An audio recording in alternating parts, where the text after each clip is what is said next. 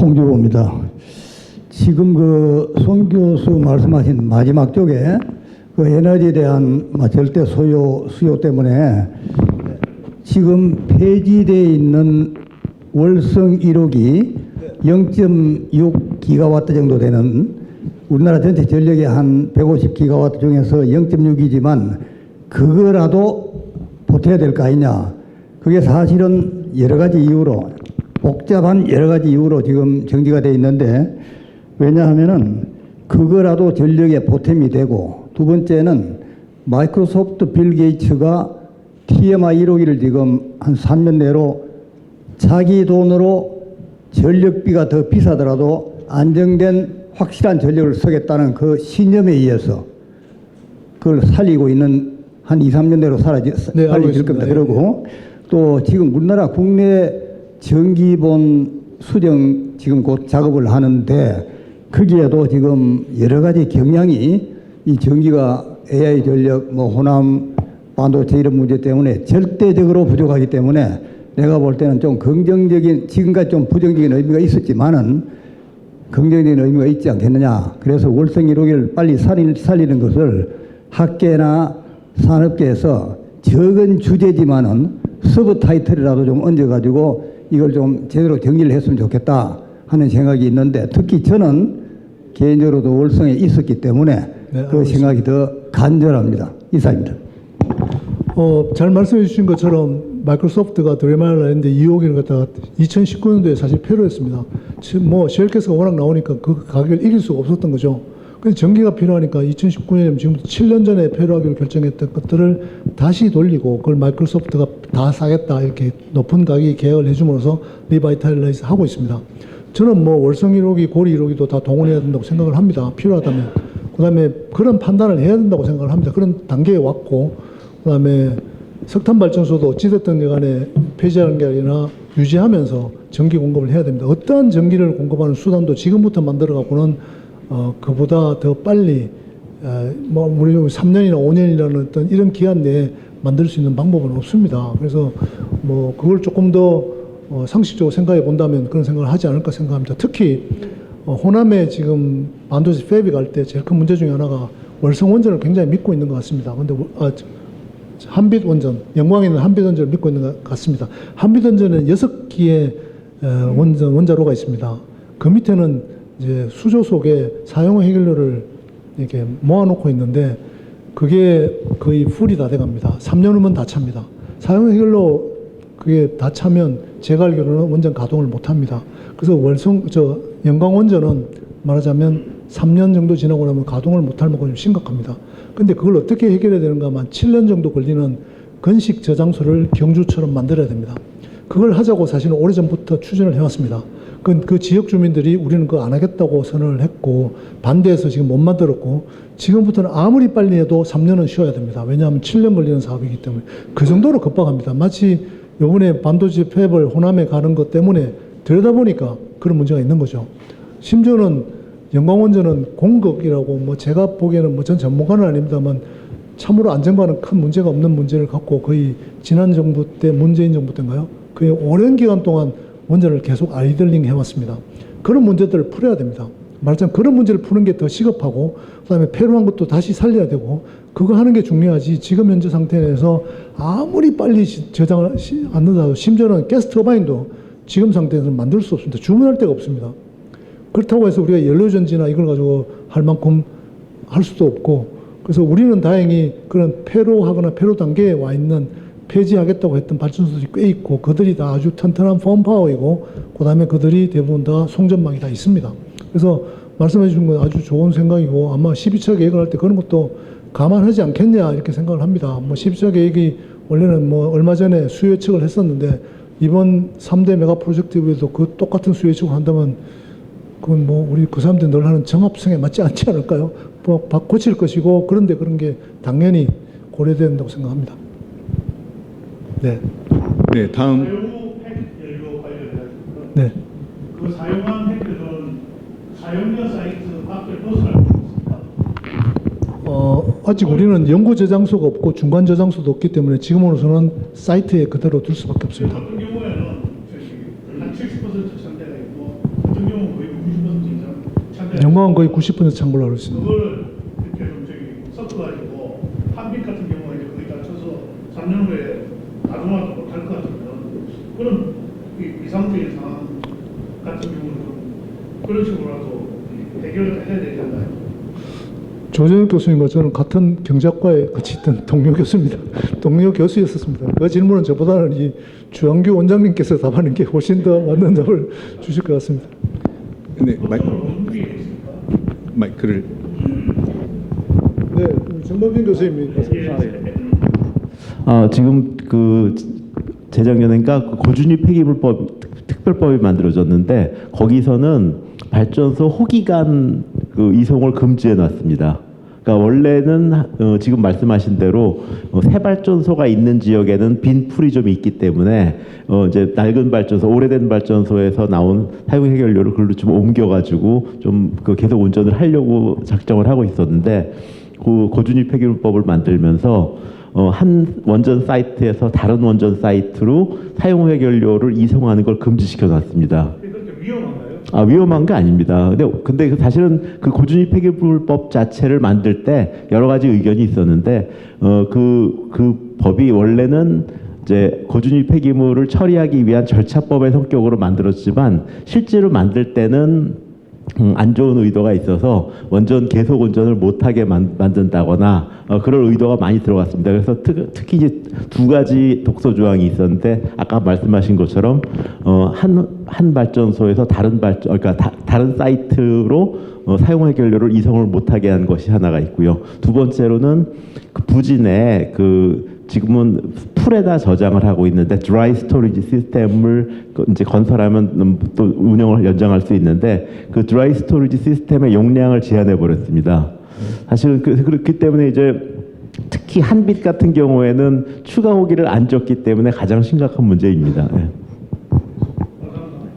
네, 또 네, 또 질문 받겠습니다. 저 뒤쪽으로. 마이크로 해주시면 좋겠습니다. 네. 안녕하세요. 발표 잘 들었습니다. 여쭤보고 싶은 건 사실 원전 산업이 대한민국에 있어서 굉장히 중요한 산업이고 이제 성장시켜 나가야 할 산업이면 틀림없는데 AI 데이터 센터와 관련해서는 실질적으로 미국에서 신규로 이제 데이터 센터들이 필요한 전력을 직접적으로 공급 계약을 맺으라고 봤을 때에 최근에 가장 많이 하고 있는 건 천연가스 그리고 태양광 ESS 그리고 이제 연료 전지까지 아니면 최근에 발전용 엔진까지 사용하고 있는 상황인데요.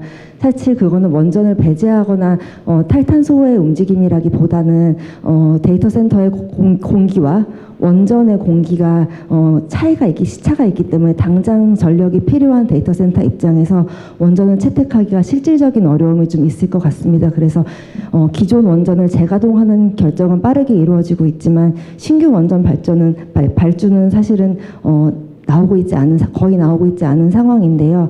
그렇게 생각했을 때에 원전이 굉장히 중요한 에너지원이면 틀림이 없지만 AI 시대에 있어서 과연 주력 전력원이 될 수 있다고 보시는지 거기에 대해서 좀 궁금합니다. 태양광 말씀이신가요? 태양광을 해야 된다는 게 아니라 천연가스라든지 아니면은 지금 다른 전력원이 이제 그 공기가 상대적으로 빠른 전력원들이 채택되고 있는데 그러면 저 데이터 센터의 그 가동과 맞춰서 사실 전력이 필요하지 않습니까? 그러면은 원전은 어떻게 보면 이제 지금 오늘 발주가 나가도 아주 빨라도 5년에서 7년 이상이 걸리는 산업이라고 생각하면 그 미래에 있어서 원전 시장이 생각보다 좀 작아지는 게 아닌지 걱정돼서 좀 질문드립니다. 네, 맞습니다. 말씀하신 대로 사실 그 미국이 급하니까 요즘 any fuel, any location이라고 얘기하는 게 무선 전원이라도 좋다. 전기만 공급할 수 있다면 이게 지금 미국 입장이고 우리도 더 급하면 그렇게 되지 않을까 하고 저는 생각을 합니다. 말씀하신 대로 가스터바인이 굉장히 좋은 수단입니다. 특히 수도권 같은 데는 만약 용인에 반도체 팹을 만들 때 그게 제일 중요한 건데 사실 이 정부가 하이닉스는 좀 나은데 삼성전자와 관련해서는 아직까지 LNG 발전소 짓는 걸 허가를 안 해줬거든요. 그런데 이번에 아마 풀지 않을까 이렇게 생각을 합니다. 근데 어쨌든 그런 발전소를 빨리 짓는데 그조차도 가스터바인이 없습니다. 지금 전 세계 가스터바인은 다 이미 데이터 센터들이 다 가져가 버려서 한 5년치가 예약돼 있는 걸 알고 있고요. 뭐 급한 대로 써야 될 것이고, 그다음에 뭐 태양광이라고 해서 아닌 건 아니지만, 그러나 태양광과 ESS라는 수단은 어떤 문제가 있는가 하면, 좀 간략하게 말씀드리면 100메가와트의 전기가 늘 필요하다. 그럼 100메가와트짜리 태양광 하나만 있으면 되는 게 아니고 100메가와트짜리 태양광을 6개를 줘야 됩니다. 한 개는 4시간 동안 쓰고 해지면은 2번, 그다음에 또 시간 지나면 3번, 4시간씩 돌아가면서 6개 돌아가야 하루가 지나갑니다.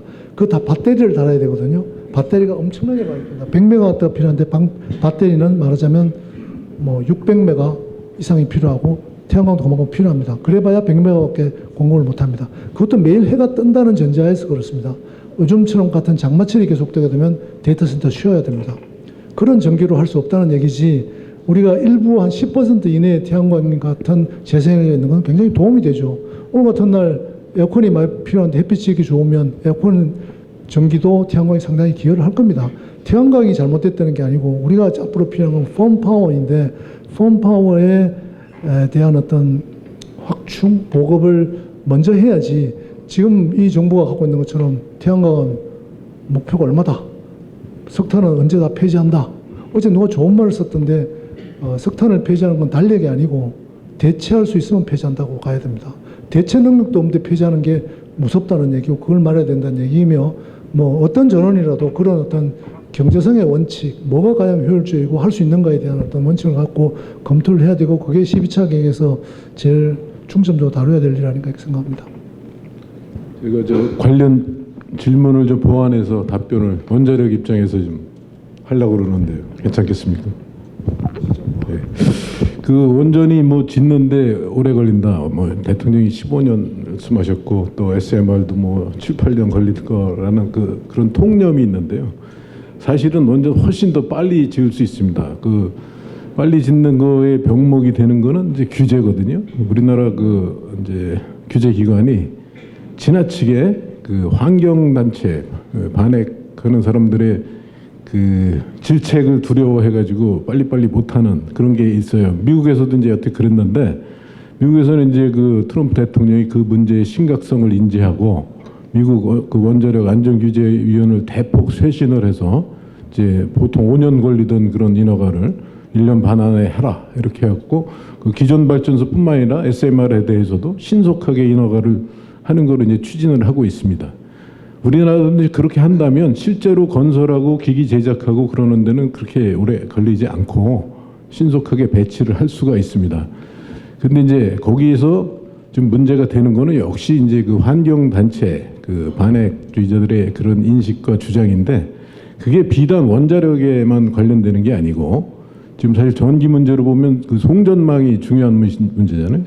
근데 송전망 전재파 이슈 이런 것도 사실은 과학적으로 보면 근거가 없는데, 그런 환경단체들의 그런 과도한 주장에 의해서 지금 국가 전체가 이제 피해를 보고 있다 이 말입니다. 그래서 저는 오늘 그 발표 아주 잘 들었고, 여기 계신 분들은 송 교수님 주장에 다 동의하실 거라고 이렇게 생각을 하지만, 저 밖에 있는 분들 또 그 에너지 전환 주장하고 태양광 주장하는 분들 또 반론을 얘기할 수 있는데, 그런 사람들의 그 반론을 바꿀 수 있는 생각, 그거는 이제 근본적으로 좀 그 반핵과 그다음에 그 송전전에 대한 비과학적인 그런 주장을 좀 바꾸는 그런 거대 담론을 좀 추구해봐야지 이런 문제가 해결되지 않을까 이렇게 생각합니다.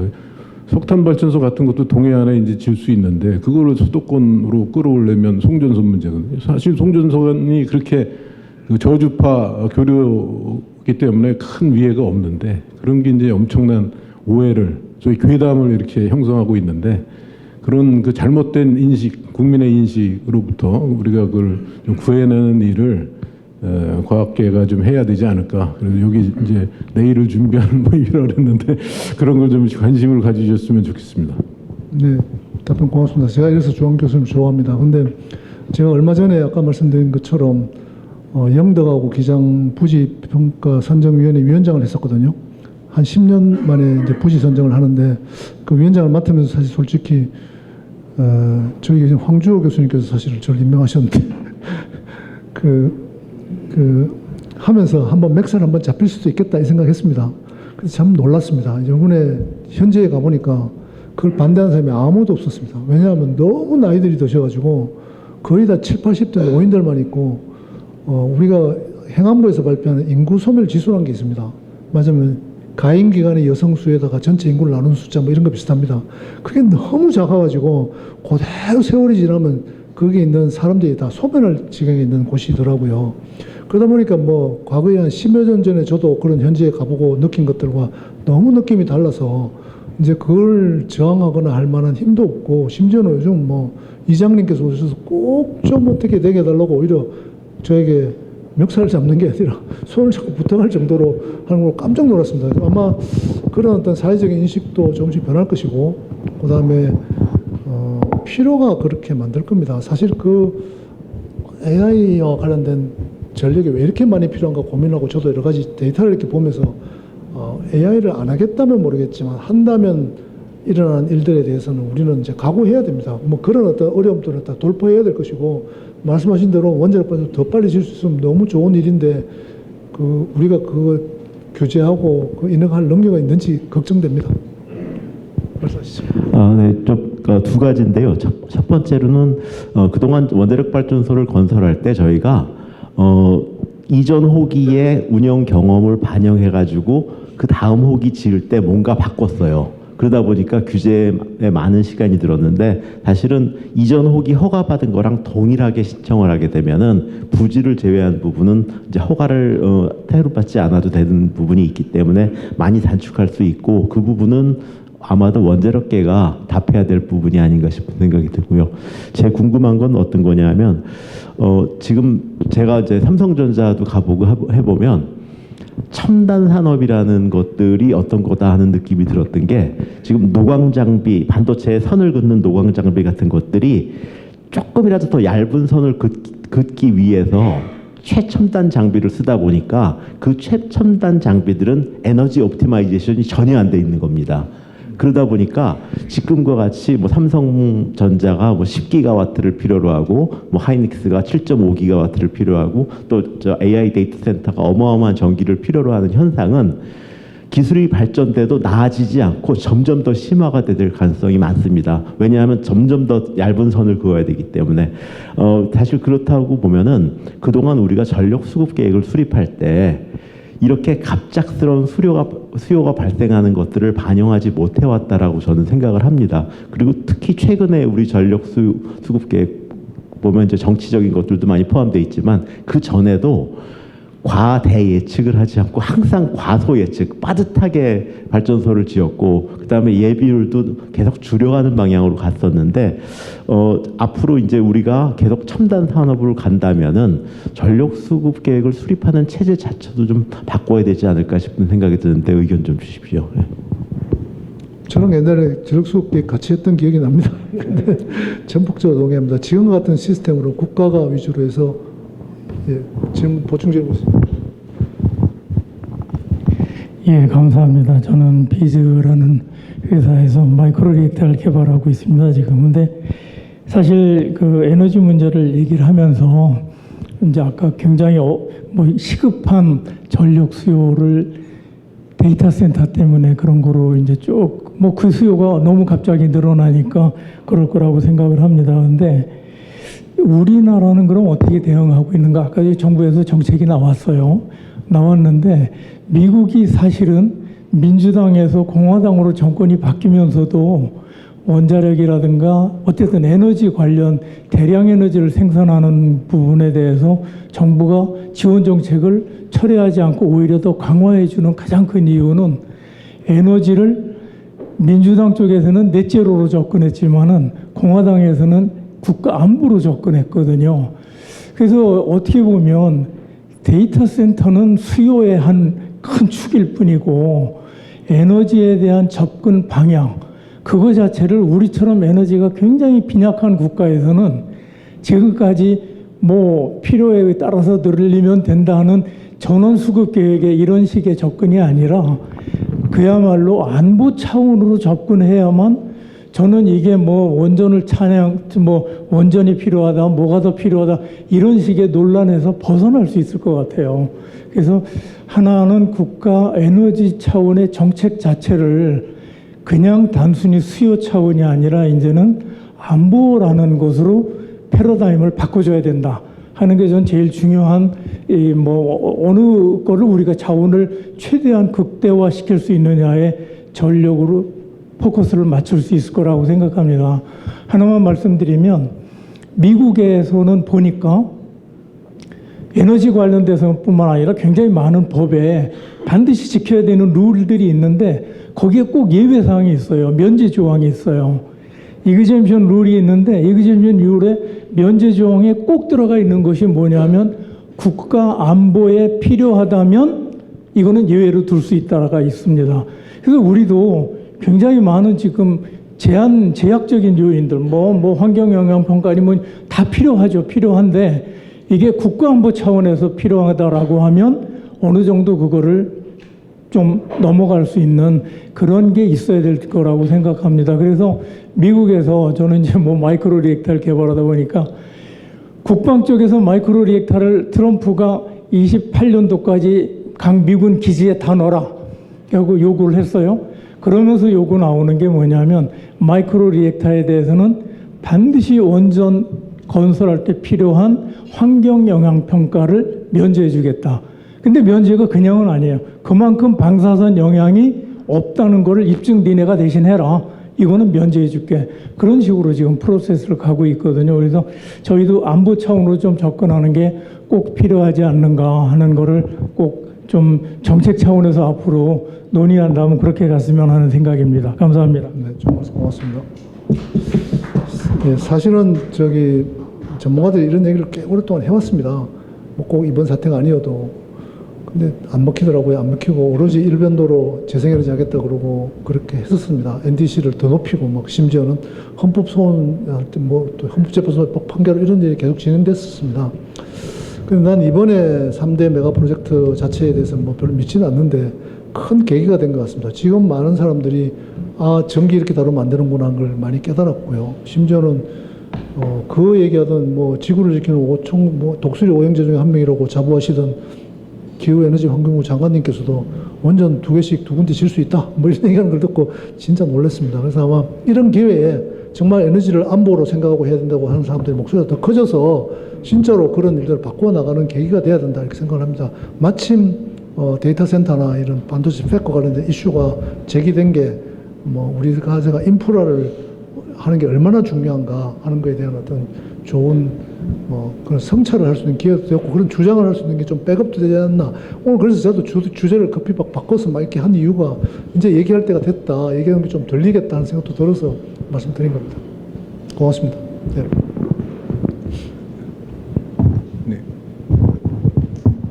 네, 강연 잘 들었습니다. ARIC 박정일 대표입니다. 그 강연 들으면서 이런 궁금증이 생겼습니다. 우리 대한민국은 지금 3대 메가 프로젝트를 하고 있는데 그게 아니라 3대 트릴레마에 빠졌다. 에너지 안보 첫째, 두 번째 환경적 지속 성장, 세 번째 경제성이라는 트릴레마에서 어떻게 우리가 돌파할 것이냐. 근데 바야흐로 AI 시대가 왔다. AI 붐이 왔다. HBM 시대다. 이런데 데이터 시대다. 전력은 엄청나게 필요하다. 전력이 곧 국가 경쟁력 이 시대에 과연 3대 트릴레마에 빠져서 선택과 집중하면 첫째, 어떤 것을 버리고 우리가 아니면 어떤 것을 선택해서 이 난국을 돌파해서 AI 3대 강국이 될 것인가. 이게 가장 궁금합니다. 고맙습니다. 네, 그 3대 트릴레마에 대해서는 우리가 오랫동안 얘기를 해왔고요. 제가 오늘 발표로 그게 뭔지를 말씀드린 것 같습니다. 저는 이제 그런 허황한 어떤 믿음에 의한 어떤 정치적인 예를 들어서 지속 가능한 경제 성장 혹은 환경에 대한 어떤 기후변화 문제에 대한 대응 이런 것들을 할 여유가 없을 만큼 지금 전력은 급박하다고 생각을 합니다. 우리 사회가 이제쯤에는 뭐가 필요한 것인가에 대한 선택의 기로에 와 있고, 거기에는 그걸 정말 우리 사회가 원하는 거라면, 그러면 AI 데이터 센터에 관련된 전력을 급히 만드는 일을 포기해야 되겠죠. 이게 두 개가 요즘 흔히 얘기하는 둘 다 가질 수 없다는 겁니다. 그래서 그게 그런 어떤 사회적인 어떤 변화, 생각의 변화가 일어나야 되지. 그거 말고 이것도 하고 저것도 하고 다 좋은 이렇게 무마해가면서 할 수 있는 수단은 없다고 저는 생각을 합니다.